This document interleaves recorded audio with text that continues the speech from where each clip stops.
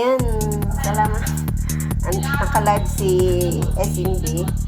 Yan, tayo po ay magluluto ngayon. This is Laurie's Kitchen. Meron ako dito isda. Ayan. Samahan ko lang siya ng hipon. At may malunggay tayo. Gawa tayo ng gulay soup na diba? Ayan, may kalamansi tayo. Para masarap at masustansya. Mga lutong bahay lang. Mga lutong bahay. Lagay ko na yung panglagay dyan. Ayan.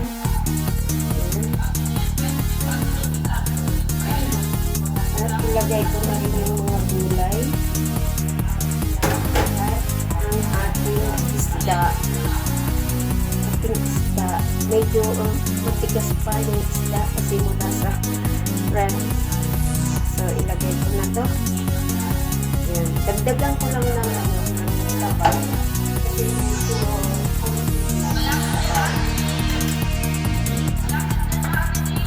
yan lang tayo makakabawi sa sabaw. And then kasi ako pwede sisilan kasi dagdagan natin ito. Lagyan natin ng black pepper. Yan, labas ng aking bag. Ayan. Whitey na lang tayo ng whitey kasi umuulan. Ayan.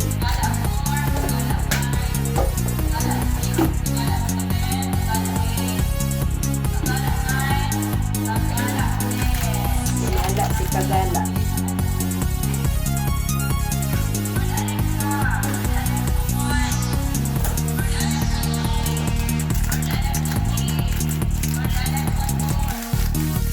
Yan ko na lang siya ng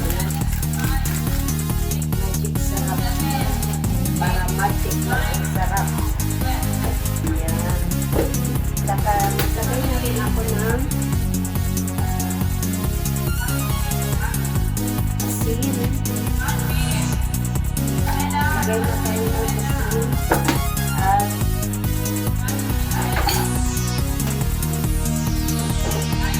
At lalagay din ulit ako lalagay ako ng hipon. Kalahati lang na hipon. Yan. Sabihin lang natin. Kasi para hindi na masyado.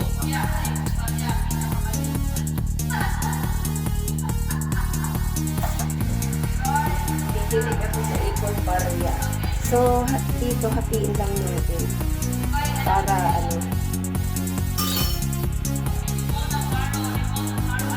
sasunod na naman yung kalahati, diba?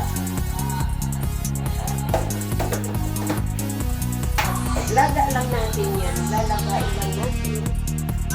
Dito muna tayo sa mga sabaw-sabaw lang tayo. Malayo tayo sa mga muna tayo sa mga gulay-gulay. At takpan po natin. Palakin. Ayan. I'm sure. Nagmula yung ating isda. Kasi yung isda natin ay mula sa freezer kaya matigas. Kaya I'm sure. Tignan natin yung kanyang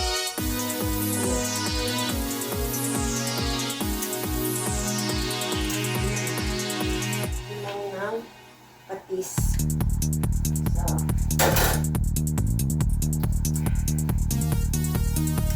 magpipla tayo ng patis.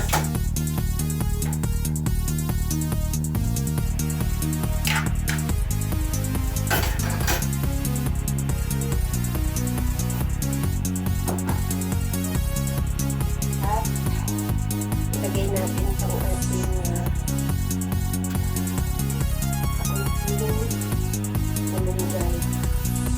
malunggay ko ay napakarami dito sa aking backyard. Kaya ako laging nagmamalunggay kasi maraming vitamina ang malunggay. Maano nga naghugas, nga maghugas ay madaming mga dahon-dahon na naiiwan. Yan. Sabaw-sabaw tayo ng ako lang talaga ako sabaw. Makatulad po ng edad-edad na. Meron ako diyang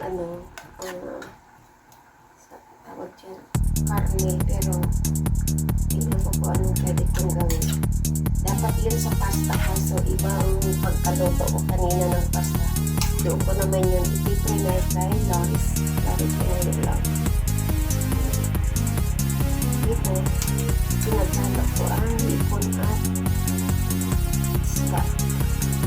Ano ko, ang tawag dito sa isda, yung burang, tawag dyan, yan. Marami akong isda na binibili isa sa karne.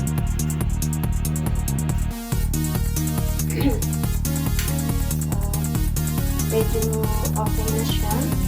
Check natin yung sabaw. May kalamansi ako dito.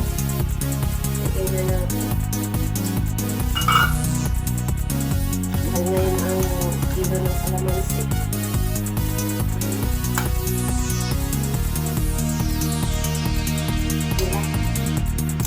Kailangan ngayon kasi maulan uso ang sipon, ubo.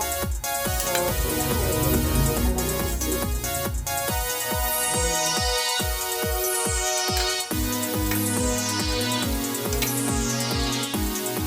Sarap na ito, sabaw pa lang yan.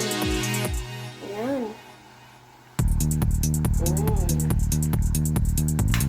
Diba?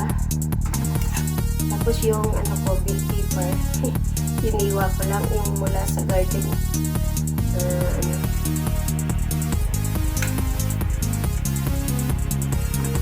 Sinilay ko na natitira dyan. Sinama ko na.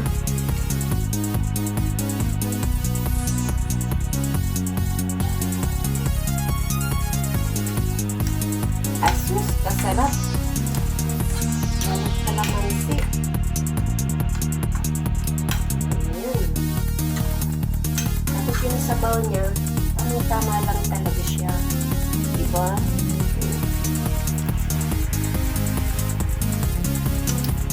Ganitong pagkain, masarap. Kasi sabaw pa lang. Ilagay mo sa kanin. Pwede na, bilis lunukin. Ganyan ako eh. Napapansin mo, puro isda ako. Siyempre, ano bang lulutuin ko, kung anong niluluto ko sa kusina, yun ang ko. Paging totoo na lang tayo.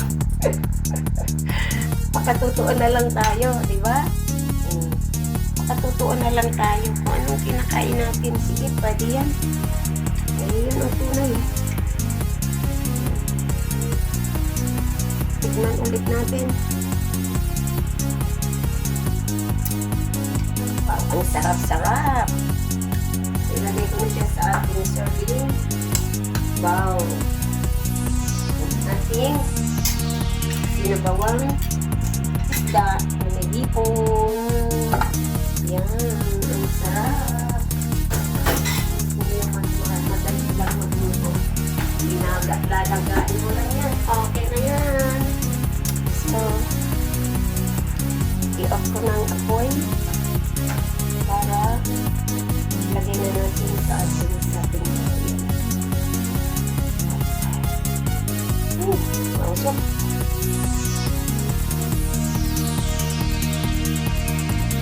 Mausok-usok pa. Kain na tayo.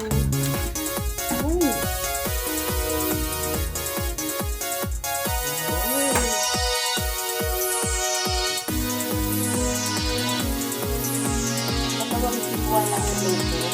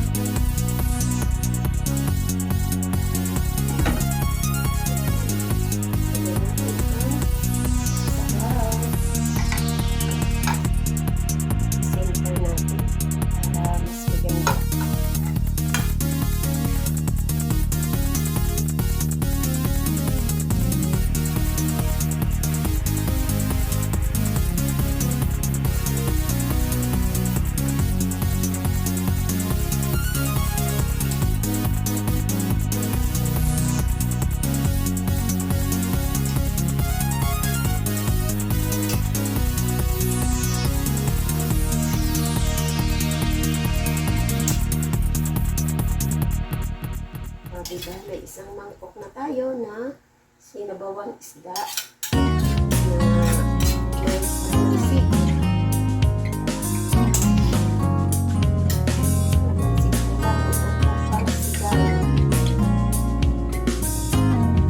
Masarap. Masiram. Ayan. So, salamat po sa inyong lahat yan. Sa mga nanonood sa ating premiere for tonight. This is Laurie's Kitchen. Thank you. And sa hindi ba nakasubscribe ng ating channel, please do subscribe and hit the bell button para lagi kayong updated dito sa ating mga niluluto sa ating kusina. Simple lang na luto, masustansya na, at